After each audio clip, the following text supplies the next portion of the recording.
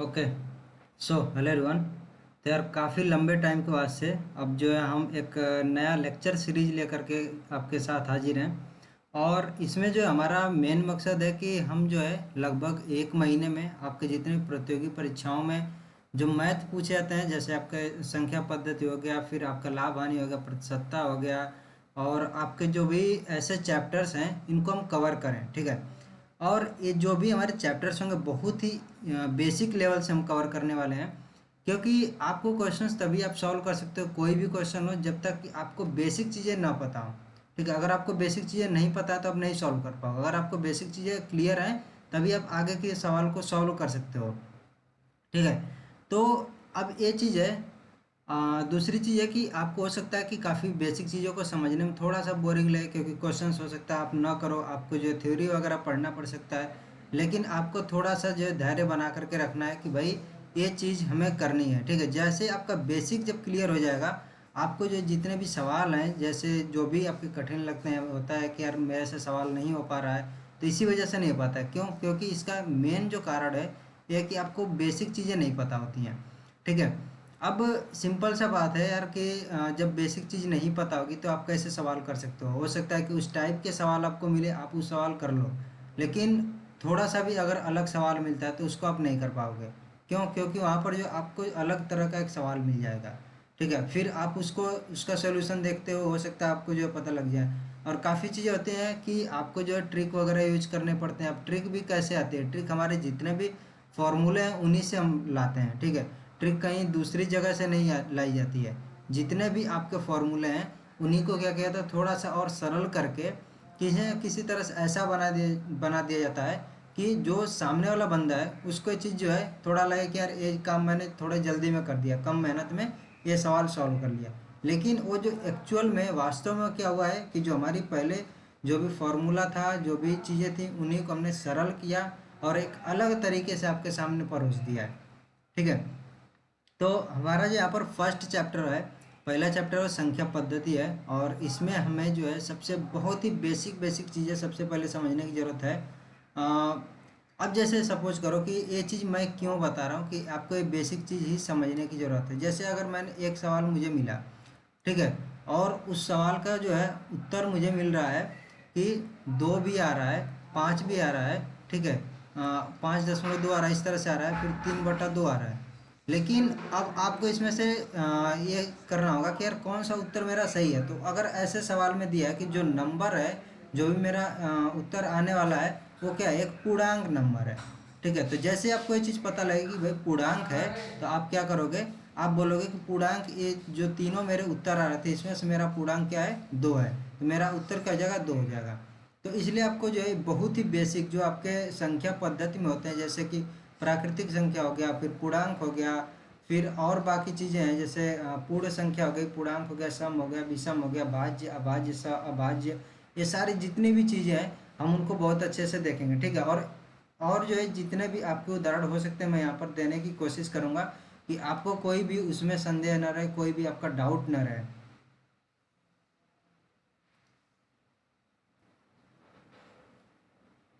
तो यार इसमें जो है सबसे पहले हमारा कि प्राकृतिक संख्या। ठीक है। प्राकृत बोलो या फिर आप बोलो इसको प्राकृतिक,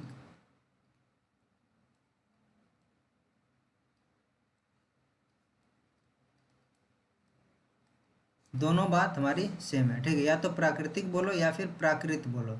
अब ये जो प्राकृतिक प्राकृतिक संख्या है या फिर प्राकृत संख्या है, ये क्या होती है? तो हमारी जितने भी नंबर होते हैं, जैसे आपने लिखा, एक लिखा, दो लिखा, तीन लिखा, चार लिखा, पाँच लिखा, छः लिखा, ये सब जो नंबर हमारे हैं, ये जो संख्या है, ये हमारी प्राकृतिक संख्या होती है। ठीक है। अब आप बोलोगे कि क्या जीरो भी होती है? तो नहीं, जीरो नहीं होती है। जहाँ पर मैंने बोला कि एक से जब स्टार्ट होती है, एक हो गया, दो हो गया, तीन हो गया, चार हो गया, ये जो स्टार्ट होता है एक से, वो हमारी प्राकृतिक संख्या होती है। ठीक है। इसमें हमारा जीरो नहीं आएगा, जितने भी माइनस वाली संख्या वो सब नहीं आएंगी। ठीक है। तो ये सब आपको याद रखना पड़ेगा। ठीक है। ये इसमें कोई हमारा ट्रिक वगैरह नहीं है कि कैसे हम क्या करेंगे, ये तो आपको याद रखना पड़ेगा। और सबसे सही चीज़ है, जैसे जैसे आप पढ़ते जाओगे हो सकता है आपको 2 बार 3 बार रिवाइज करना पड़ेगा, आपको ये सब चीज़ें पता हो जाएंगी कि क्या चीज़ें हैं। तो मैंने बोला कि जो हमारी प्राकृतिक संख्या है इस ये जो स्टार्ट होगी कहाँ से, एक से स्टार्ट होगी और इसका से 2 3 4 5 6 7 8 9 इस तरह से जो है अनंत तक चली जाएगी। ठीक है, अनंत का मतलब ये होता है कि आपने सपोज लिखा कि मान लो कि आपने लिख रहा 2 3 4 5 6 2 3 3 1 2 5, मतलब बहुत बड़ा नंबर लिख लिया। ठीक है, इस तरह से आपने लिख लिया बहुत बड़ा नंबर और आपने बोला कि भाई अब इससे बड़ा नंबर जो है मैं नहीं लिख, कोई भी नहीं लिख सकता है। ठीक है, तो ये जो है आप इसको बोलो एक बहुत बड़ा नंबर है, लेकिन क्या ये जो है संभव है कि इससे बड़ा नंबर आप लिख सकते हो कि नहीं लिख सकते हो? तो बिल्कुल लिख सकते हो। क्यों? क्योंकि मैं इसके आगे जो है यहाँ पर 8 की जगह 9 कर दूँ तो ऐसे ही बड़ा हो जाएगा। ठीक है, यहाँ पर मैं एक और कोई नंबर कोई और संख्या जो है कोई और अंक यहाँ पर जोड़ सकता हूँ, जैसे 0 जोड़ दिया, 2 जोड़ दिया, 5 जोड़ दिया, तो ये नंबर ऐसे बड़ा होता जाएगा। तो अनंत जो है एक ऐसा नंबर होता है जो बहुत बड़ा होता है। ठीक है, उसी को हम बोलते हैं अनंत। तो इसका मतलब ये हो गया कि इस तरह से आप जो है इस तरह बढ़ते जाओगे तो आप इसको बोलते हो कि भाई अनंत है मेरा। ठीक है, अनंत का मतलब बस ये होता है कि बहुत बड़ा नंबर है जो कहाँ पर है, प्लस प्लस की दिशा में। जैसे आपका क्या होता है कि एक जो है आपका संख्या रेखा होती है इस तरह से। ठीक है, आपने पढ़ा होगा हमारी ये संख्या रेखा होती है जिसमें क्या होता है जीरो बीच में होता है। इधर आपकी जो होती है धन वाली जो संख्या होती है, पॉजिटिव जिसको बोलते हैं, जो धनात्मक संख्या होती है ये होती है हमारी इधर धनात्मक संख्याएं। इस दिशा में हमारे दाएं साइड में धनात्मक संख्या होती है और इधर हमारे क्या होती हैं, ऋणात्मक संख्याएं होती हैं। जो हमारा बायां साइड होता है उसमें ऋणात्मक संख्याएं होती है इधर की तरफ। ठीक है, तो आपने देखा हो कि इधर लिखते हैं -1 -1 -2। ठीक है, और इधर क्या लिखते हैं धन 1 धन 2, इस तरह से आप लिखते हो। तो हमारा क्या होता है, ये हमारी होती है संख्या रेखा। तो संख्या रेखा पर आपको पता लग गया कि क्या होता है कि बीच में आपका यहाँ पर होता है जीरो, इसके जो है दाएं साइड में आपका जितने भी धन संख्या होती है वो सब होती है, जैसे धन 1 धन 2 धन 3। और फिर आपका जो बायां साइड होता है जीरो के बाएं साइड में -1 -2 -3, इस तरह से आप नंबर बढ़ाते जाओगे तो बढ़ता जाएगा। ठीक है, तो क्या आप ऐसा कुछ बोल सकते हो कि हमारा जो है सबसे बड़ा नंबर है? नहीं बोल सकते हो। क्यों? क्योंकि इससे भी बड़ा नंबर आपका जो है कुछ ना कुछ हमें हमेशा मिलता रहेगा। तो जो हमारा सबसे बड़ा नंबर है हो रहा है यही हमारा होता है यही हमारा जो है अनंत होता है, जिसको हम यहाँ पर क्या लिख देते हैं, इसको दिखाते हैं इस तरह से, अनंत को इस तरह से। ठीक है, आपने 8 जो लिखते हो 8 को क्या कर दिया 90 अंश से घुमा दिया, इसको सुला दिया। ये 8 ऐसे खड़ा था, इसको क्या कर दिया ऐसे सुला दिया, तो आपका क्या हो गया अनंत हो गया। इस तरह से आप समझ सकते हो। तो हमारी प्राकृतिक संख्या हो गई 1 से लेकर के अनंत तक। और अब जो है इसमें आपको कोई डाउट नहीं होना चाहिए कि इसमें हमारा क्या होता है कि और कोई चीज़ नहीं आएगा। जैसे क्या है कि 1.2 हो गया, तो 1.2 प्राकृतिक संख्या नहीं है। क्यों नहीं है? क्योंकि हमने अभी बताया कि 1 है और 2 है। 1 और 2 के बीच में अगर 1.2 या 1.5 आ रहा है तो ये सब नहीं होगा प्राकृतिक संख्या। सिर्फ 1 होगा प्राकृतिक संख्या, 2 होगा प्राकृतिक संख्या, 3 होगा, 4 होगा, 5 होगा। इस तरह से आपकी प्राकृतिक संख्या होंगे। आपकी जीरो भी प्राकृतिक संख्या नहीं होगी। -1 जो है ऋण 1 प्राकृतिक संख्या नहीं होगी। ऋण 2 भी प्राकृतिक संख्या नहीं होने वाली है। तो हमारे प्राकृतिक संख्या होगी। जब भी आपको कोई प्राकृतिक संख्या बोलेगा तो आपके दिमाग में ये चीज़ आ जाना चाहिए कि हमारी प्राकृतिक संख्या होगी तो 1 होगी, 2 होगी, 3 होगी। और कुछ इस तरह से समझो कि अगर आप कोई चीज़ ऐसे लेते हो, ठीक है, किसी चीज़ की बात करते हो कि इतने लोग हैं, तो उनको कैसे बोलोगे? उनको बोलोगे कि 5 लोग हैं, 6 लोग हैं। ठीक है, या तो 0 लोग हैं। अब -1 लोग नहीं बोलोगे। ठीक है, अब इसमें 0 लोग को भी हम कंसिडर नहीं लेते हैं, 0 लोग को भी नहीं लेते हैं। हमारा सीधे क्या आता है 1 लोग या तो बोलो, या फिर 2 लोग बोलो, या 3 लोग बोलो, या 4 लोग हैं। ठीक है, इस तरह से आप बोलते हो। 2.5 लोग भी नहीं होंगे, तो इसलिए ये जो है हमारा ये प्राकृतिक संख्या नहीं, ये वाली हमारी प्राकृतिक संख्या। अब पूर्ण संख्या की बात करते हैं। तो फिर जो है पूर्ण संख्या, बस शून्य को हम प्राकृतिक संख्या में मिला देंगे, हमारी वो पूर्ण संख्या हो जाएगी। ठीक है, यानी कि हमारी प्राकृतिक संख्या में अगर हमने 0 मिला दिया तो शून्य मिला दिया तो क्या हो जाएगा, शून्य हो गया। और बाकी मेरा बचा था 1 2 3 4 5 6, इस तरह से जो भी है ये सब मेरा मिल करके क्या हो जाएगा, ठीक है। अब यहाँ पर भी ये जब डॉट डॉट लगा है, डॉट डॉट का मतलब हो गया कि अनंत तक ये चीज़ जा रही है, तो इधर धनात्मक दिशा में ये अनंत तक जा रही है। तो आगे आप जैसे बढ़ते जाओगे 8 9 10 11 12 13 14 इस तरह से 100 200 लाख 2 लाख 3 लाख, ये सब आपके क्या हो जाएंगे, पूर्ण संख्या हो जाएंगी। ठीक है। ध्यान देना कि पूर्ण संख्या में कभी भी आपका दशमलव नहीं रहता है। ठीक है, यानी कि 2.5 2.3 ये सब आपकी पूर्ण संख्या नहीं है। अब आपका आगे आता है पूर्णांक। पूर्णांक में क्या होगा कि आपके जितने भी धन संख्या हो गई, ऋण संख्या हो गई और जीरो हो गया, सब आपके जो मिल करके पूर्णांक बनते हैं। लेकिन अब इसमें भी आपका कोई भी दशमलव वाला जो यहाँ पर है, जैसे 2.5 2.3 ये सब चीज़ें आपके नहीं आती हैं। ठीक है। अब जैसे यहाँ पर देखो, ये हमारा उदाहरण है -2 -3 -1 0 1 2 3, और इधर आप जाओगे तो आपका ऋण दिशा में जितना बड़ा ऋणात्मक संख्या आप ले सकते हो वो आपकी हो जाएगी पूर्ण संख्या। और वैसे ही आपके इधर दाएं साइड में, दाएं दिशा में आपका क्या हो जाएगा, जितनी बड़ी संख्या आप ले सकते हो वो आपके पूर्ण संख्या हो जाएगी। लेकिन आपके हमेशा क्या रहेगी, 1 रहेगा या फिर 2 रहेगा, 3 रहेगा या फिर 4 रहेगा, ये आपका होगा। कभी भी आपका जो 1.2 नहीं होगा, 3.5 नहीं होगा, ये सब नहीं होगा, आपका पूर्ण संख्या सब नहीं होगा। ठीक है। तो ये तो हो गया कि आपके प्राकृतिक संख्या, पूर्ण संख्या और पूर्णांक संख्या।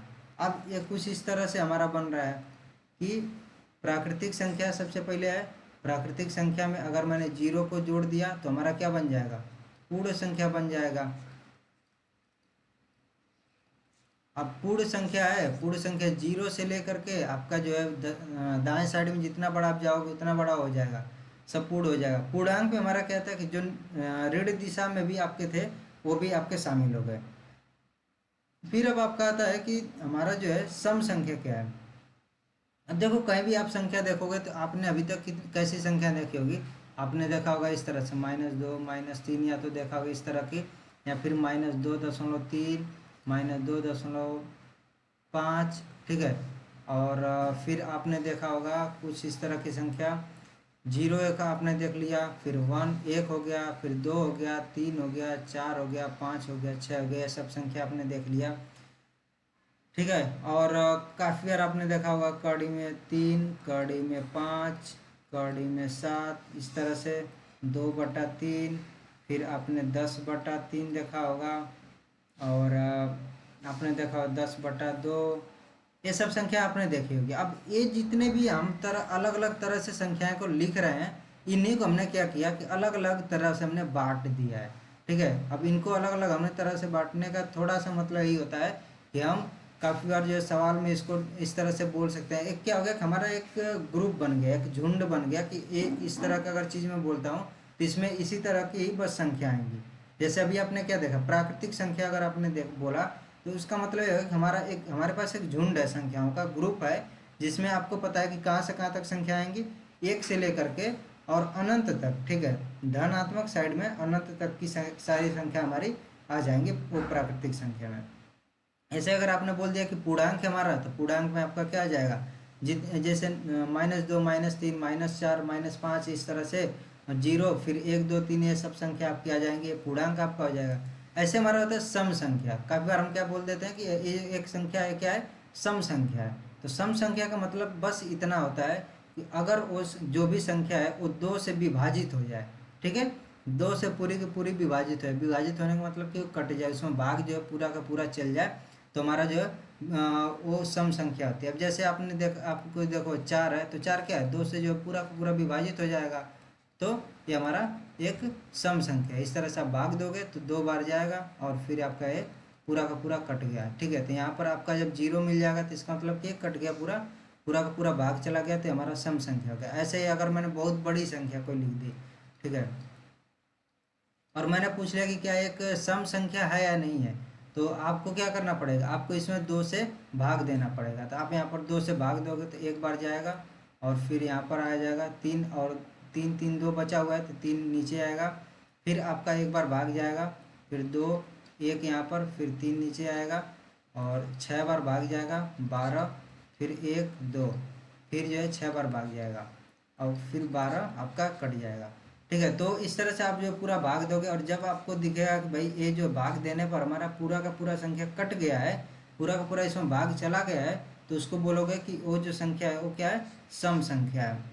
ठीक है, तो ये हमारा होता है कि सम संख्या क्या होती है। फिर हमारी आती है विषम संख्या। विषम संख्या इसी का एकदम उल्टा समझ लो कि अगर जो है वो संख्या सम नहीं है, ठीक है, अगर जो भी संख्या है हमने उसको भाग दिया, वो दो से विभाजित नहीं हो पाई, तो हमारी जो है विषम संख्या हो जाएगी। अब जैसे कोई भी अगर नंबर आपने ले लिया 15 हो गया, 15 में आपने 2 से भाग दिया तो क्या बच जाएगा, 7 बार गया, 7 दूना 2 7 14 और एक आपका बच गया। अब एक में 2 से भाग नहीं जाएगी, तो ये क्या हो जाएगा हमारा 15 एक विषम संख्या है। ऐसे अगर हम बहुत बड़ा नंबर ले लिए तो इसमें भी भाग दिए 2 से, आप इसमें भाग दे करके देखोगे तो इसमें लास्ट में क्या बचेगा आपका जो है एक यहाँ पर शेषफल बचेगा। ठीक है, तो शेषफल बचने का मतलब क्या हुआ कि ये जो भी आपका जो भी संख्या है इसमें 2 की पूरी भाग नहीं गई। अगर जो शेषफल 0 बचता है तो उसका मतलब ये होगा कि जो भी संख्या है इसमें जो है पूरी की पूरी भाग गई है। तो जब भाग नहीं गई है, शेषफल हमें कुछ मिलेगा, तो इसका मतलब कि वो संख्या क्या है, विषम संख्या है। तो अभी तक हमने क्या देख लिया कि प्राकृतिक संख्या क्या है, पूर्ण संख्या क्या है, पूर्णांक क्या है, सम संख्या क्या है, विषम संख्या क्या है। इनको आपको जानना जरूरी है, क्योंकि आपको जो है सवाल पूछ लिया जाते हैं इस पर, और फिर यही जो है अगर बेसिक चीज़ें नहीं क्लियर है, नहीं पता है, तो आपको फिर प्रॉब्लम होगा। अब देखो, एक न तो भाज्य है न ही अभाज्य। अच्छा, एक आगे जो हमारा होता है भाज्य और अभाज्य संख्या क्या होती है, फिर अभाज्य संख्या क्या होती है, वो भी हम देखेंगे। तो देखो, भाज्य संख्या होती है कि जो भी संख्या है उसमें किसी भी नंबर से, ठीक है, यानी कि एक, अब देख यहाँ पर एक और उदाहरण मैं लेता हूँ, 2 ले लेता हूँ, 3 ले लेता हूँ, 4 और 5। 2 जो है किससे किससे कट जाएगा, एक तो एक से आप भाग दोगे तो 2 में भाग चली जाएगी, ठीक है, और फिर 2 से भाग दोगे तो भी चली जाएगी। फिर ऐसे ही 3 में अगर आप भाग दोगे तो 1 से चली जाएगी और 3 से चली जाएगी। 4 में भाग दोगे 1 से भाग चली जाएगी, 2 से भाग चली जाएगी और 4 से भाग चली जाएगी। ऐसे 5 में 1 से और 5 से। तो अब देखो यहाँ पर क्या है कि जो हमारी भाज्य संख्या होती है वो जो है खुद से, ठीक है, यानी खुद का मतलब कि जो भी संख्या है, कितनी भी बड़ी संख्या अगर हमने ले लिया, जैसे कि ये ले लिया हमने, ये जो संख्या है अगर भाज्य संख्या होगी तो ये जो संख्या खुद से और एक को छोड़ करके और किसी न किसी संख्या से विभाजित हो रही होगी, वो हो जाएगी हमारी भाज्य संख्या। ठीक है, यानी कि भाज्य संख्या के कितने जो है आपके गुणनखंड हो सकते हैं। गुणनखंड का मतलब कि आप बोल सकते हो कि उससे जो है ये विभाजित हो जाएगा। ठीक है, तो ये जो हमारी संख्या है ये अगर भाज्य रहेगी तो ये काफ़ी जो है अलग अलग संख्या से विभाजित हो जाएगी। लेकिन अभाज्य रहेगी तो वो क्या होगी कि खुद से और एक से, बस इन्हीं 2 संख्याओं से विभाजित होगी। अब जैसे यहाँ पर आप जो है क्या करो कि 2 को पहले तो यहाँ पर छोड़ दो, आप 3 पर ध्यान दो। 3 पर क्या है कि इसके विभाजित होने के लिए क्या क्या है, 3 को आप देखोगे तो ये सिर्फ 1 से विभाजित होगी और 3 से विभाजित होगी। तभी मैंने क्या बोला, अभाज्य संख्या वो संख्या होगी जो खुद से, यानी कि 3 से विभाजित हो और 1 से विभाजित हो। तो ये जो 3 है वो 1 और 3 से विभाजित हो रही है, तो हमारी अभाज्य संख्या होगी। ऐसे ही हमारा जो 5 है ये क्या है, 1 से विभाजित हो रही है और 5 से विभाजित हो रही है। बस 2 ही संख्या ऐसी हैं जिनसे विभाजित हो रही है। तो ये हमारी अगेन जो है फिर से क्या हो जाएगी, ये अभाज्य संख्या हो जाएगी। अब भाज्य संख्या क्या है, जैसे कि हमारा 4 है, 4 क्या हो रहा है, 1 से विभाजित हो जाएगी, 2 से और 4 से। यहाँ पर 1 से और खुद से तो विभाजित हो जा रही है, लेकिन 2 से भी विभाजित हो रही है। ठीक है, तो 2 हमारा जो नंबर से विभाजित हो रही है, इसकी वजह से क्या हो जा रहा है, भाज्य संख्या है। अब आगे जो हमारा होता है इसमें यहाँ पर दे रहा है कि एक न तो अभाज्य संख्या है और न ही भाज्य संख्या है। क्यों, क्योंकि देखो एक जो है, अब एक का क्या है कि भाई एक खुद वही उसी से, एक से हमने बोला था कि एक से एक तो विभाजित होना चाहिए और खुद से विभाजित होना चाहिए। तो यहाँ पर एक और खुद से विभाजित हो जा रही है, तो क्या आप बोलोगे अभाज्य है, नहीं। आपका यहाँ पर भी आएगा भाज्य संख्या। भाज्य संख्या में आएगा कि जो स्वयं और एक के अलावा, तो स्वयं भी एक है और एक के अलावा भी और संख्या से विभाजित हो। यहाँ पर थोड़ा सा ऐसा होता है ना कि जैसे 2 लोग जो है किसी चीज़ को नहीं मानते हैं, वैसे यहाँ पर एक सिचुएशन आती है, यहाँ पर ऐसे कुछ स्थिति बनती है। इस वजह से जो है एक को इस तरह से रखा गया कि एक न तो भाज्य है न ही अभाज्य संख्या है, और इसको आपको याद रखना पड़ेगा। और दो आपका जो है फिर से दो में क्या है कि एक आपका हो गया और दो खुद जो है वही संख्या हो गई जिससे विभाजित हो रही थी, इसलिए हमारी अभाज्य संख्या हो गई। तो ये हो गई हमारी भाज्य और अभाज्य संख्या। आप भाज्य संख्या का यहाँ पर उदाहरण देख सकते हो, 4, 6, 8, 9, 10। ठीक है, आप देख सकते हो कि 10 जो है किससे किससे विभाजित हो रही है, 1 से, फिर 2 से, फिर 5 से, फिर 10 से। तो 1 और 10 यानी कि 1 और खुद के अलावा भी 2 और 5 से विभाजित हो रही है, इसलिए क्या है, भाज्य संख्या। ऐसे ही 9 क्या है, 1 से, 3 से और 9 से विभाजित हो रही है, इसलिए क्या है, ये भी एक भाज्य संख्या है। अब यहाँ पर हमारा आता है कि सअभाज्य। ठीक है, असअभाज्य नहीं, यहाँ पर ये रहेगा सअभाज्य। सअभाज्य संख्या क्या होती है, तो सअभाज्य संख्या वो संख्या होती है, अब देखो यहाँ पर जो है सअभाज्य संख्या एक जोड़े में रहता है। ठीक है, यानी कि जोड़े का मतलब क्या, तो 2 नंबर हो जाएगा, 3 नंबर हो जाएगा, उसमें पूछ लेगा कि बताओ भाई ये जो हमारे जो संख्या है ये सअभाज्य संख्या है या नहीं है। तो आपको करना क्या होगा, आपको ये चीज़ देखना होगा कि क्या जो है, जैसे मैं उदाहरण लेता हूँ, ये 4 और 9 का उदाहरण ले लिया मैंने। ठीक है, तो अगर आप देखोगे 4 को, तो 4 क्या है, 4 हमारी एक भाज्य संख्या है। क्यों, क्योंकि जो है 4 के हमारे क्या क्या मिल रहे हैं, गुणनखंड हमारे क्या क्या मिल रहे हैं, यानी कि किस किस नंबर से ये विभाजित हो जाएगा, तो 1 से, 2 से और 4 से। एक और खुद के अलावा एक 2 नंबर से भी विभाजित हो रहा है, इसलिए क्या है, 4 एक भाज्य संख्या है। ठीक है, 9 क्या है, 9 भी हमारी एक भाज्य संख्या। क्यों भाज्य संख्या है, अभी मैंने बताया भी था, इस एक कौन कौन सी संख्या से विभाजित हो जाएगा, 1, 3 और 9 से, तो हमारी दोनों भाज्य संख्या है। लेकिन अभाज्य संख्या क्या होती है कि वो एक और खुद के अलावा किसी और से विभाजित नहीं होगी। तीसरा चीज हमारा आता है सह अभाज्य संख्या। इसका मतलब ये होता है कि ये जो है, ये वाली संख्या और ये वाली संख्या के बीच में, मतलब कि ये जो विभाजित इनको कर रहे हैं, इनमें जो है कुछ भी उभयनिष्ठ नहीं रहेगा। ठीक है, एक को छोड़ करके, ठीक है, एक को आप छोड़ दोगे, उसके अलावा कुछ भी आपका जो है इसमें उभयनिष्ठ नहीं रहेगा। या फिर सिर्फ ये बोल सकते हो कि इन दोनों में जो विभाजित करेगा वो सिर्फ और सिर्फ एक ऐसा नंबर होगा जो दोनों दोनों में उभयनिष्ठ होगा, वो होगा 1। ठीक है, आप अलग अलग तरीके से इसको बोल सकते हो। या तो आप बोल लो कि 1 के अलावा कोई और संख्या, ऐसी ऐसी कोई संख्या नहीं होगी जो दोनों में उभयनिष्ठ हो, जो दोनों को विभाजित कर दे। ठीक है, अगर ऐसी कोई संख्या मिल जा रही है जो दोनों को विभाजित कर दे, दोनों को, जैसे 4 को और 9 को भी विभाजित कर दे, तो वो आपकी अभाज्य संख्या नहीं होगी। अब जैसे कि इसमें क्या है कि 4 और 9 है, तो इसको विभाजित कौन कौन करेगा, 4 को, 1, 2 और 4, 9 को 1, 3 और 9। इन दोनों में क्या हो रहा है कि हमारा सिर्फ और सिर्फ कौन सा एक नंबर मिल रहा है, घनिष्ठ एक मिल रहा है जो कि 9 को भी विभाजित कर देगा और 4 को भी विभाजित कर देगा। ठीक है, इन दोनों में हमारा एक उभयनिष्ठ नंबर यही मिला। अब जैसे मैंने, अब दूसरा उदाहरण मैंने लिया कि मेरा नंबर है 14 हो गया और दूसरा नंबर है 12। ठीक है, तो 14 किससे किससे विभाजित होगा, 1 से हो जाएगा, 2 से हो जाएगा, 7 से हो जाएगा, 14 से हो जाएगा। 12 1 2 3 और 4 और फिर 12 से विभाजित होगा। ठीक है, तो यहाँ पर अब देखो, इसमें और इसमें ऐसा कौन कौन सा नंबर है जो दोनों को विभाजित कर सकता है, तो एक तो कर लेगा। ठीक है, एक हमने लिख लिया अलग से, और 2 भी कर देगा, 2 को भी लिख लिया। क्यों 2 कर रहा है, 2 जो है 12 को भी विभाजित कर दे रहा है, 14 को भी विभाजित कर दे रहा है, तो 2 हो गया हमारा। 3 नहीं मिल रहा है, 4 नहीं मिल रहा है, फिर 12 और 14 7 ये सब नहीं मिल रहा है। यानी कि हमारा जो दूसरा नंबर मिल गया, ये जो 2 मिला है जो दोनों को विभाजित कर दे रहा है, इसकी वजह से ये 14 और 12 का जब हम युग्म बनाएंगे तो ये हमारा क्या होगा, सअभाज्य संख्या नहीं होगी। ठीक है, अगर यही हमारा, सपोज मान लो कि यही एक बार हमारा रहता,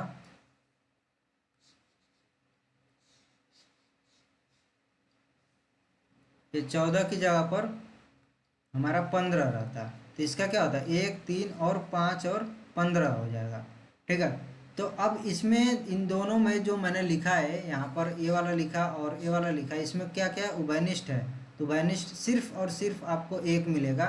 और मैंने अभी आपको बताया था कि सअभाज्य संख्या में आपका जो उभयनिष्ठ मिल सकता है वो क्या होगा, एक होगा। अगर इसके अलावा कुछ और भी उभयनिष्ठ मिल गया तो वो जो है अभाज्य संख्या नहीं होगी।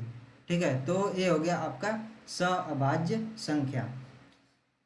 अब ये जो है आपको युग्म अभाज्य संख्या के बारे में कुछ नहीं जानने की जरूरत है।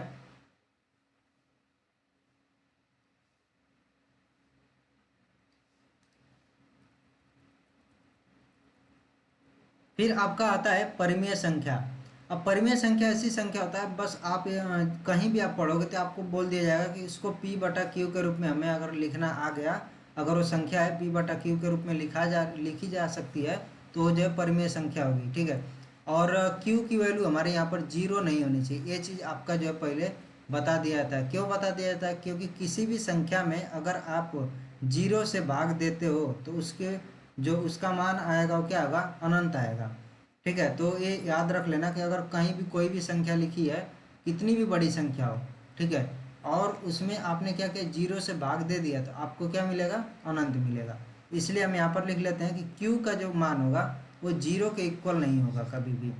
ठीक है, और फिर बाकी आपका रहता है कि परिमेय संख्या की यही परिभाषा है कि अगर कोई संख्या जिसको हम p बटा क्यू के रूप में लिख लें तो हमारी क्या हो जाएगी? परिमेय संख्या होगी।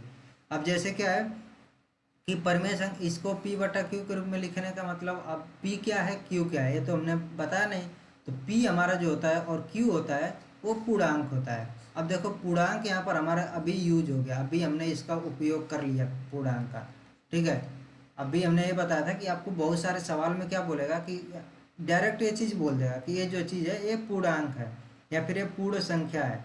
तो आपको जब ये चीज़ पता हो जाती है तो इसका मतलब कि क्या है, जब पूर्णांक आपने बोल दिया तो इससे मतलब हो गया कि -4 इधर जो है आपका माइनस अनंत रहेगा, फिर -4 -3 -2 -1, फिर 0, फिर 1 2 3, इस तरह से आपका अनंत तक इधर तक जाएगा। तो ये आपका पूर्णांक हो जाता है। आपको पता लग गया कि हमारा जब p और q क्या है, यहाँ पर पूर्णांक है, यानी कि ये पूर्णांक का मतलब ये कोई भी नंबर हो सकता है, लेकिन q की वैल्यू इसने बोल दिया कि 0 नहीं हो सकता है। बाकी p की वैल्यू 0 हो सकती है, p की वैल्यू से हमें कोई लेना देना नहीं है। यानी कि अगर मैंने लिख दिया 2, इधर 2 ले लिया, 2 बटा -4 लिख लिया, तो ये क्या हो जाएगा? मेरा एक परिमेय संख्या हो जाएगी। इसमें से कोई भी मैंने नंबर उठा लिया, -3 उठा लिया और 0 उठा लिया, तो क्या अब पूर्णांक है? सॉरी, परिमेय संख्या है? नहीं है। क्यों? क्योंकि यहाँ पर जो मेरा q था नीचे वाला, ठीक है, ये अब क्या हो गया? 0 के बराबर हो गया, और 0 के बराबर नहीं रखना हमें। यहाँ पर बोला है कि 0 के बराबर ये नहीं होना चाहिए, तो ये जो हमारा परिमेय संख्या नहीं होगा। लेकिन अगर ये 0 बटा -3 होता तो हमारा क्या हो जाता? ये परिमेय संख्या हो जाती।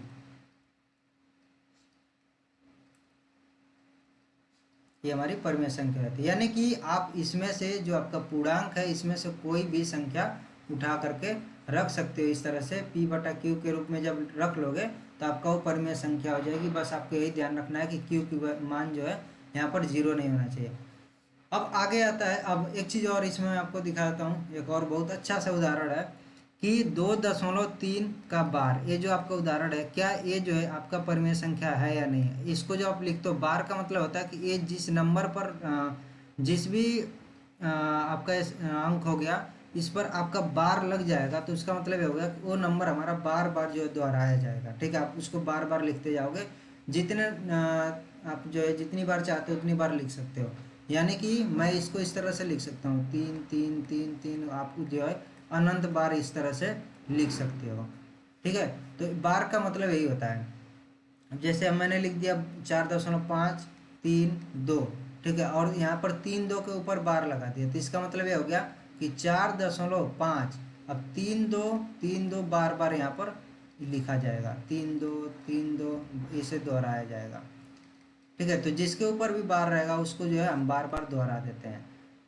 तो क्या ये परिमेय संख्या है? यहाँ पर मैंने उदाहरण में तो दे दिया कि भाई ये तो परिमेय संख्या है, लेकिन हमने इसको कहाँ p बटा क्यू के रूप में लिखा है? 4.5 3 2 3 2 3, इसको हमने परिमेय संख्या के रूप में कहाँ पर लिखा है? हमने इसको परिमेय संख्या के रूप में नहीं लिखा है। ठीक है, तो ये जो है अभी एक दूसरे रूप में है। ठीक है, इसने एक अलग रूप ले लिया है, हमें इसको बदलना पड़ेगा अलग रूप में, तब हमें दिखेगा कि एक परिमेय संख्या है। ठीक है, तो इस पर जो है काफ़ी बार आपके सवाल भी बन जाते हैं। अब मैं इसको एक सवाल के सहायता से आपको बताता हूँ, पी बटा क्यू के रूप में भी आप देख लोगे और आप उस सवाल को भी हल कर लोगे। कैसे? जैसे देखो कि यहाँ पर मान लो कि आपको बोल दिया कि x की वैल्यू है, x का मान है 4.3, 4.3 है, ठीक है। और इस पर आपका यहाँ पर बार लगा दिया। तो फिर क्या हुआ है कि पूछ लिया कि x का पूरा मान मतलब क्या होगा, आप p बटा क्यू के रूप में इस तरह से लिख करके दिखाओ। x का क्या मान होगा ये मुझे लिख करके दिखाना है। कैसे? p बटा क्यू के रूप में लिख करके दिखाना है। तो अब आप इस तरह से तो नहीं लिख सकते हो। जैसे अब क्या है कि एक सिंपल सा और उदाहरण लो। अगर मान लो 2.5 आपने लिखा x का मान, तो आप इसको क्या लिख सकते हो, p बटा क्यू के रूप में मैं बोलूँगा लिखने के लिए, तो आप लिखोगे 2.5 और दशमलव यहाँ से उड़ा दिया, यहाँ पर 10 लिख दिया। क्यों? दशमलव के नीचे 1 आ जाएगा और बाकी कितना नंबर इधर है ये 0 हो जाएगा। तो हो गया 25/10। ठीक है। तो अब ये जो है 25/10 आपका क्या हो गया, 25 भी आपका क्या है एक पूर्णांक है और 10 भी आपका पूर्णांक है। तो आप ऐसे भी रख सकते हो जो आपका क्या है p बटा क्यू के रूप में हो गया। या फिर अब आप जो इसको काट सकते हो, 5 से कट जाएगा तो 5 पचे, यहाँ पर 5 पचे 25 और 5 दूना 10, तो ये आपका हो जाएगा 5/2। ये भी आपका एक पूर्णांक है। ठीक है। तो ये आपका p बटा क्यू के रूप में। तो यहाँ पर आप देखो कि आप क्या करें, आपने दशमलव उड़ा करके यहाँ पर 1 और यहाँ पर 0 बढ़ा करके, जितने इधर दशमलव के बाद अंक है आपने 0 बढ़ा करके इस तरह से हल कर लिया और p बटा क्यू के रूप में यहाँ पर लिख लिया।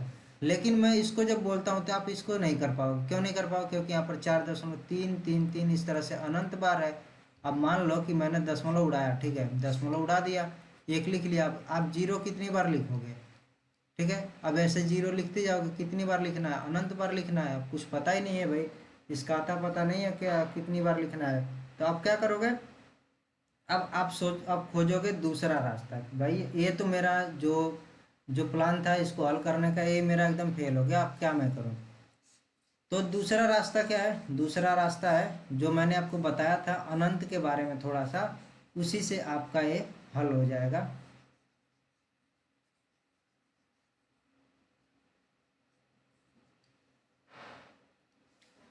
तो हमने क्या इसको देख बोल दिया 4.3333 इस तरह से अनंत बार है। अब अनंत बार का मतलब एकदम एक कभी खत्म ही नहीं होगा। तो मैंने क्या किया इसमें, यहाँ पर देखो जितने अंक पर ये बार रहेगा उतने जैसे 1 पर है तो आप 10 से गुणा कर दो। ठीक है, x में दोनों तरफ। ठीक है। अगर यहाँ पर मान लो कि 3 2 है, दोनों पर बार है, तो आप 100 से गुणा कर दो दोनों तरफ। क्यों करते हैं ये भी अभी समझ में आएगा दूसरे सवाल में। लेकिन अभी ये जो हमारा एक सवाल है इसको हम देखते हैं। तो यहाँ पर बार हो गया। अब हमने क्या किया, दोनों तरफ 10 से गुणा कर दिया, तो हमारा क्या हो जाएगा इधर 43 अभी भी 3 3 तो ऐसे ही पड़ा रहेगा क्योंकि अनंत बार है। अनंत बार का मतलब हमने क्या बोलते हैं कभी खत्म ही नहीं होगा। तो इसको आप इस तरह से लिख सकते हो। ठीक है।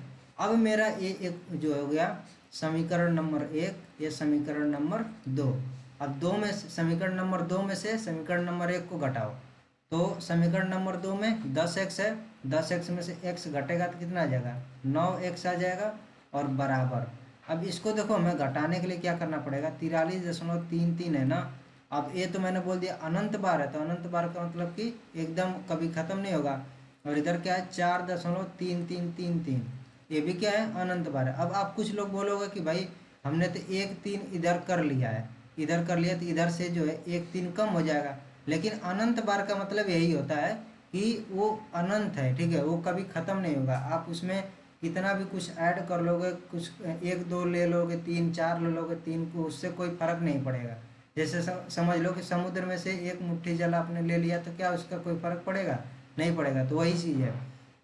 तो हमने क्या किया कि इस तरह से लिख लिया। अब ये जो इधर का दशमलव की इधर वाला जितना भी चीज़ है क्या है एकदम सिमिलर है, मतलब एकदम सेम तरह का है, एकदम एक जैसा दिख रहा है।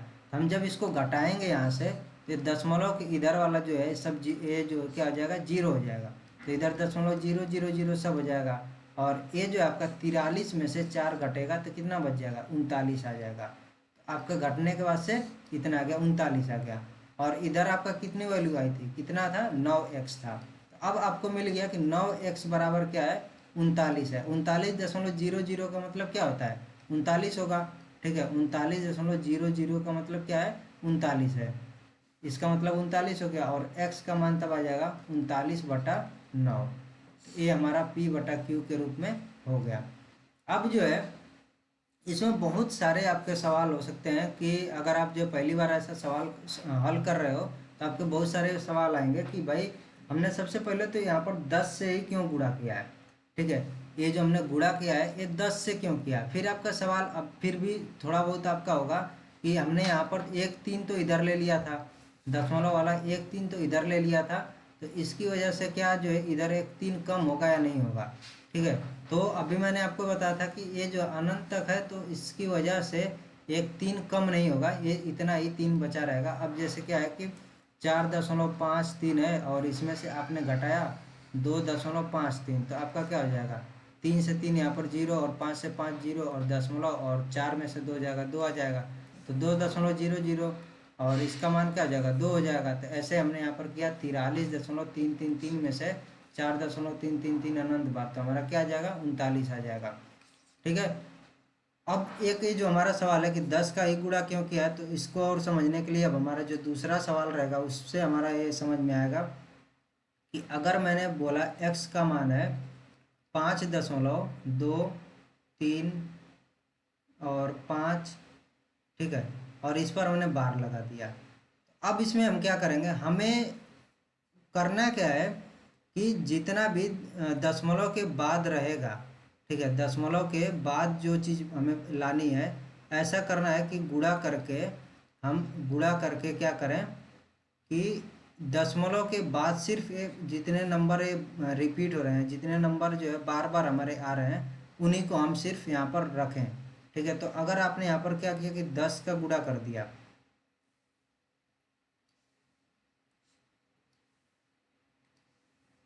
यहाँ पर जो है 10 का गुणा किया तो आपका क्या आ जाएगा, 52 और 0.35, ठीक है, इस पर बार आ गया, एक तो हो गया। अब हमें क्या चाहिए कि घटाने पर ये वाली चीज़ दशमलव के बाद सब जीरो मिल जाए। अब ऐसा कब होगा, ऐसा तभी होगा जब जो है आपका इस तरह से हमने लिखा 52.35 हो गया। अब दूसरा भी कुछ ऐसा करें कि हमारा जो है ये दशमलव के बाद से 3-5 बस यही चीज़ है, ठीक है। यानी कि अगर आप इसमें से ये वाले में से आप इसको घटाओगे आपका नहीं होगा। क्यों नहीं होगा, क्योंकि देखो 10x में से x जाएगा, 9x तो आ गया, लेकिन 52.35 इसको क्या लिखोगे, 3-5 इस तरह से अनंत बार लिख लिया, ये तो हमारा हो गया।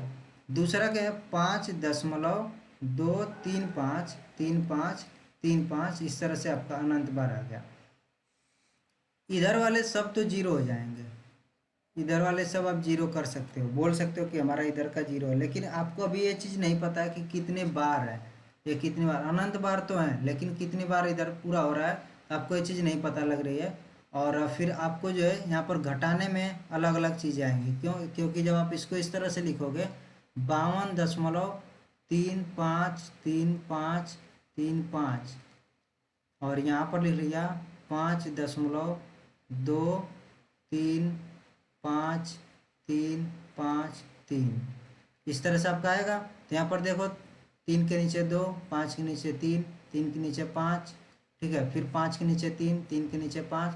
अब घटाओगे तो हर जगह कुछ ना कुछ यहाँ पर भी आएगा और अनंत तक आएगा, और फिर यहाँ पर भी आपका कुछ आएगा 47 दशमलव कुछ आएगा, तो कोई मतलब नहीं निकला, क्योंकि हमें क्या चाहिए था कि दशमलव के बाद से क्या है सब जीरो रहे हमारा, ठीक है, और हमारा जो इसमें दशमलव के बाद से जीरो नहीं मिला, तो इस तरह से फिर हमें नहीं देखना है। अब हमें क्या करना पड़ेगा, हमें फिर सोचना पड़ेगा कि हम ऐसा क्या करें कि ये जो है हमारे यहाँ पर कुछ नंबर आ रहे हैं, ये नंबर ना आए, हमारा क्या आ जाए, दशमलव आ जाए। तो अब इसके लिए आपको क्या करना पड़ेगा, ये यहाँ पर हमने इसको कट किया, इसको हम रखेंगे, ठीक है, इसको हम रखेंगे और फिर क्या करेंगे, इसी में 100 का गुणा करेंगे, फिर तो हमारा क्या हो जाएगा, 1000x हो जाएगा, ठीक है। 10x में हमने क्या किया, ये हमारा समीकरण नंबर 1, इसमें हमने 100 का गुणा कर दिया तो 1000x हो गया, और इसमें हम गुणा करेंगे तो ये हो जाएगा 52 और 35, और दशमलव क्या हो जाएगा 3-5 बार, इस तरह से हो गया। अब आप देखो कि इधर भी आपका जो है दशमलव के बाद 3 5 बार हो गया, इधर भी आपका 3 5 बार हो गया। तो बस कुछ नहीं, अब जो है दोनों को घटा लो, ये दोनों को घटा लो। अब दोनों को घटाओगे तो क्या होगा, दोनों को घटाने के बाद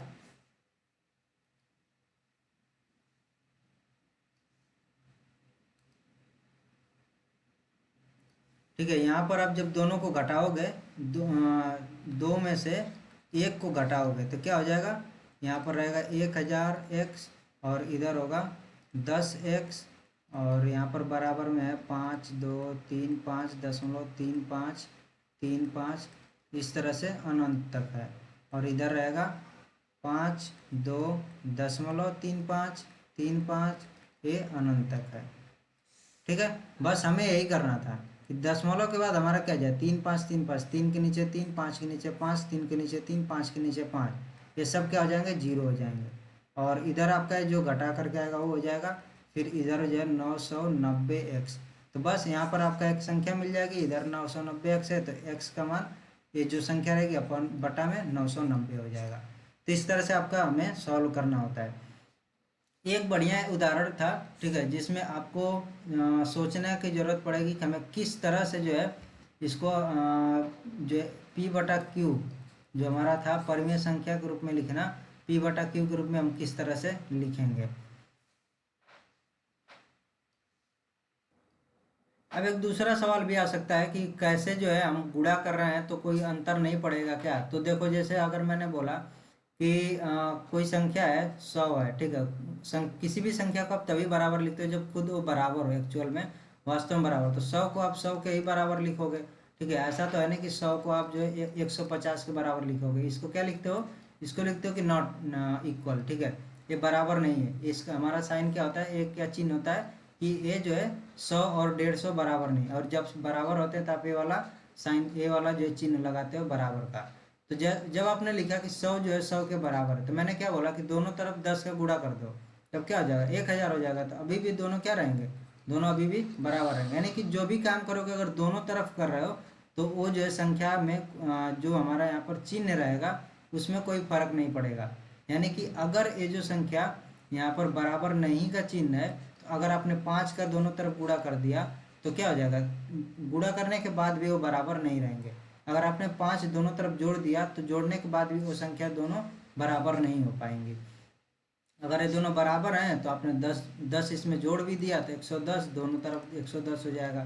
तो इसीलिए हमने क्या किया था कि ये जो x क्या है, x बराबर है इसके कितने के, 5.235 इसके बराबर है। तो हमने क्या किया, 10 का गुणा किया दोनों तरफ हमने क्या किया, 10 का गुणा किया है। तो 10 का गुणा करने के बाद अभी भी वो क्या रहेंगे, अभी भी वो बराबर रहेंगे। ठीक है, तो ये चीज़ आपको समझ में आ गई होगी। इसमें आप कोई भी कोई ऐसा कोई चीज़ नहीं होना चाहिए कि जो आपको समझ में ना आया हो। अगर ऐसा कुछ है भी तो आप जो कमेंट कर सकते हैं। फिर आगे हमारा क्या है कि परिमेय संख्या तो हो गई। इसमें अब 1.77 जैसे हमारा एक उदाहरण है, 1.77। तो इसको मैंने आपको बता दिया था क्या करना है, p/q के रूप में लिखने के लिए आपको दशमलव उड़ाना है, इसके नीचे 1 लिखना है और जितनी संख्या दशमलव के बाद इतना जो आपको 0 बढ़ा लेना है, तो आपका ये p/q के रूप में हो जाएगा।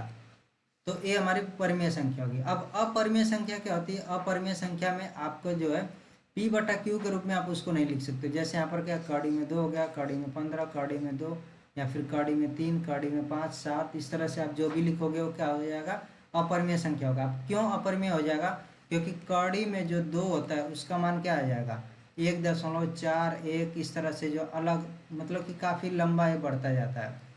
ठीक है, तो ऐसे ही आपका जो है कड़ी में 15 का भी कुछ मान आता है जो आपका ऐसे ही कुछ 3 दशमलव कुछ होकर के ऐसे बढ़ता जाएगा। ठीक है, अगर यही सपोज यही मान लो कि 1.41 और इस पर बार यानी कि 4 1 इस तरह से हमें मिल जाता, तो ये क्या हो जाता, ये हमारा जो एक परिमेय संख्या हो सकता था। लेकिन ये वाली हमारी संख्या अपरिमेय होगी, ये भी अपरिमेय होगी। अब 5 के घात में जो है 1/3 है, इसका भी कुछ अलग मान आएगा। ठीक है, तो ये भी हमारी अपरिमेय संख्या होगी। जब भी आपको कड़ी वाली कोई चीज़ दिखेगी तो आप उसको तुरंत बोल देना कि अपरिमेय संख्या है। ठीक है, अब कहीं पर जो इस तरह का घात दिखेगा तो आप उसको बोल देना अपरिमेय संख्या है। लेकिन अगर आपको इस तरह से दिखे 16 के घात में 1/2, इसका मतलब क्या है कि कड़ी में 16 है। अब कड़ी में 16 आप इसको सॉल्व आपको जो है हल करना पड़ेगा। ये नहीं कि बस कड़ी देखा हमने इसको बोल दिया कि अपरिमेय है। आपको क्या करना पड़ेगा, इसको हल करना पड़ेगा। कड़ी में 16 का मान क्या होगा, 4 होगा। तो 4 जो है आपका क्या हो रहा है, 4 एक पूर्णांक है, ठीक है। और पूर्णांक होने का मतलब कि आप 4 को क्या लिख सकते हो, 4/1 लिख सकते हो, ठीक है। किसी भी संख्या को आप उसके बटा में 1 लिख सकते हो, उसमें आपका कोई भी फर्क नहीं पड़ेगा उस संख्या में। तो हमने क्या किया, 4 को 4/1 लिखा। 4 क्या है, ये भी पूर्णांक है, एक भी पूर्णांक है, तो हमारा क्या हो गया p/q के रूप में। तो हमारा जो है 16 के घात में 1/2 या फिर कड़ी में 16, ये क्या है, ये एक परिमेय संख्या में मिली। ये नहीं है कि कड़ी देखा या फिर इसके घात में 1/2 देखा तो हमने उसको क्या बोल दिया, अपरिमेय। ऐसा नहीं करना है, आपको इसको पहले तो हल कर लेना है कि क्या ये हल हो सकता है, नहीं हो सकता। अगर हल हो जाएगा तो आपको हल करने का देखना है क्या आ रहा है, उसके बाद आप बताओगे कि अपरिमेय है या फिर परिमेय संख्या है। अब एक बहुत बढ़िया सा हमारा उदाहरण होता है पाई, ठीक है। और ये बहुत सारे सवाल बहुत सारे एग्जाम वगैरह में पूछ लिया जाता है कि पाई जो है परिमेय संख्या है या फिर अपरिमेय संख्या है। तो बहुत से लोग यहाँ पर कंफ्यूज हो जाते हैं कि पाई का मान होता है 22/7। तो 22/7 का मतलब हो गया कि 22 भी हमारा क्या एक पूर्णांक है, तो पी हो गया हमारा, और क्यू भी हमारा एक पूर्णांक है, और ये हो गया क्यू, ठीक है। तो 7 और 22 और 7 दोनों पूर्णांक हो गए और p/q के रूप में हमें दिख रहे हैं। तो ये हमारा क्या होना चाहिए, ये हमारा परिमेय संख्या होना चाहिए। लेकिन ये परिमेय संख्या नहीं है।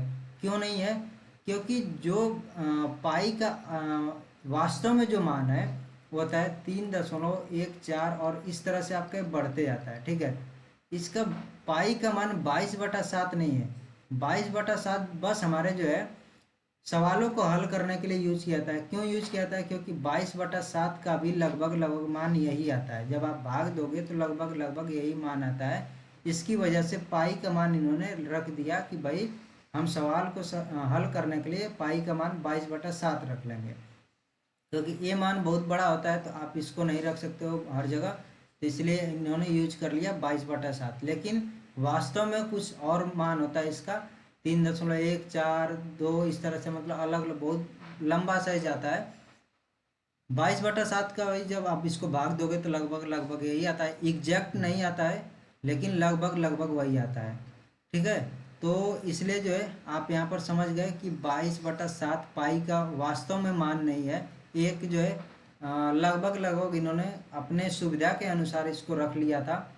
तो इस वजह से जो है पाई एक अपरिमेय संख्या होती है जिसका मान होता है 3.14, और इधर आपका जो है और बढ़ते जाता है। तो यहाँ पर इसलिए आपका उदाहरण में अपरिमेय संख्या में पाई को भी देखने को मिलेगा। अब वास्तविक संख्या क्या होती है कि जितनी भी हमारी परिमेय संख्या हो गई, अपरिमेय संख्या हो गई, सभी वास्तविक संख्या होती है, ठीक है। अब परिमेय अपरिमेय के अंदर कौन कौन सी संख्या आ जाएगी, आपकी अपरिमेय के अंदर तो ये सब जितने भी दशमलव वाले हो गए, ये सब कड़ी वाले हो गए, सभी की सभी संख्याएं आपकी आ गई। और परिमेय में आपका क्या आ जाएगा, परिमेय में आपका आ जाएगा पूर्णांक हो गया, पूर्ण संख्या हो गया, आपकी प्राकृतिक संख्या, ये सब क्या है। अभी आपने देखा था प्राकृतिक संख्या जो है आपके पूर्ण संख्या के अंदर आ गई थी, ठीक है। प्राकृतिक संख्या आपकी 1 से लेकर के अनंत तक जाती है, और आपकी जो पूर्ण संख्या होती है वो होती है 0 से लेकर अनंत तक। और पूर्णांक आपका क्या होता है, माइनस वाले जितने भी हैं, और फिर 0, फिर 1 2 3 4, इस तरह से आपके पूर्णांक हो जाते हैं। और पूर्णांक में ही आपकी जो है भाज्य अभाज्य और क्या आपका है कि सम और विषम संख्या, ये सब आ गई थी, ठीक है। तो वास्तविक संख्या को सिर्फ आप बोल सकते हो कि परिमेय संख्या और अपरिमेय संख्या, इन्हीं दोनों को मिला करके हमारी वास्तविक संख्या होती है। अब दूसरी हमारी काल्पनिक संख्या बनती है। काल्पनिक संख्या जो है आपने 12th में 12 में पढ़ा होगा कि आयोटा करके एक हमारा होता है, आई से हम इसको लिखते हैं।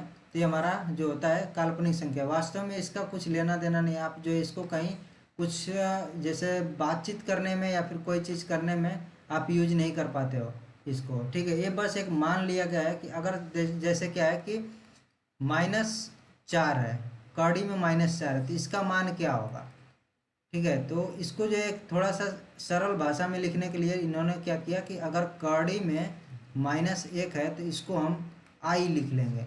लेकिन ये जो अब ये जो संख्या हमारी आई वाली आ रही है, ये क्या है, ये हमारी है काल्पनिक संख्या बन रही है। ऐसी कोई चीज़ नहीं है। जैसे कि आपने सब मान लिया कि कहीं दुकान पर गए और बोल दिया कि भैया जो है हमें 10 आई रुपए का ये बिस्किट दे दो, या फिर कुछ ऐसा चीज़ नहीं होता है। आप जो बोलते हो 10 रुपए का, लेकिन 10 आई, जो आई आपका है आयोटा है, ये आपकी काल्पनिक संख्या होती है, और इस तरह का कोई भी चीज़ आपका वास्तव में नहीं मिलता है। ठीक है, तो जब भी आपको कौड़ी में माइनस करके कोई चीज़ मिलेगा, ठीक है, -10, माइनस कौड़ी में -16, ये जब भी आपको कौड़ी में कोई माइनस वाली कोई संख्या मिलेगी तो आपको क्या हो जाएगी, काल्पनिक संख्या होगी। ये बस आपको याद रखने की ज़रूरत है। और या फिर आपको काफ़ी बार जो है भी देखने को मिल सकता है कि 4 आई। अब आई का मान मैंने बता दिया आपको यहाँ पर कि आई का मान क्या है। आई का मान है कौड़ी में -1। ठीक है, यानी कि कौड़ी में माइनस करके अगर कोई भी चीज़ है तो आपका वो काल्पनिक संख्या होगी। दो तीन चीज़ें और हैं कि एक तो मैंने आपको बताया था कि जो जीरो हमारा होता है वो न तो धनात्मक होता है, वो न ऋणात्मक होता है। यानी कि अगर आपने कहीं जीरो देखा तो आप इसको ये नहीं बोलोगे कि ये जो है ये आपका धनात्मक है। ठीक है, या फिर आप इसको ये नहीं बोल सकते हो कि ये मेरा क्या है, ऋणात्मक है। आपका जीरो न तो धनात्मक होता है न ही ऋणात्मक होता है। दूसरा चीज़ आपका क्या है कि एक न तो भाज्य संख्या है, ठीक है, न ही भाज्य है, न ही अभाज्य है। ठीक है, और ये चीज़ मैंने आपको बताया था कि किसी भी संख्या में अगर आपने जीरो से भाग दिया, अगर कोई भी संख्या है, मैंने उसको मान लिया कोई संख्या मेरी ए है, उसमें मैंने जीरो से भाग दिया तो उसका जो है भाग देने पर क्या आएगा, अनंत आएगा, हमेशा अनंत आएगा। ठीक है, अगर वो मान लो लिख लिया -a/0 लिख दिया तो यहाँ पर क्या आएगा, माइनस अनंत आएगा।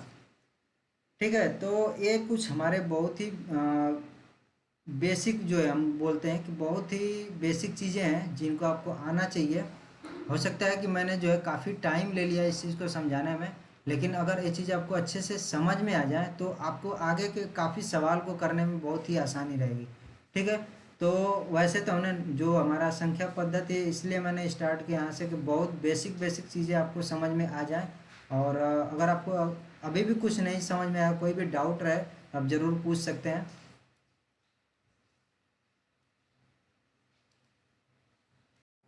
तो यार आज की जो वीडियो, बस आज की वीडियो में इतना ही। ठीक है, हम मिलेंगे नेक्स्ट वीडियो में, और नेक्स्ट वीडियो में भी हम काफ़ी जो है बेसिक चीज़ें के बारे में बात करेंगे, और उनके ऊपर सवाल भी करेंगे। जैसे आपका क्या होता है कि विभाज्यता का नियम क्या है, और आपके और अलग अलग काफ़ी नियम्स वगैरह हैं।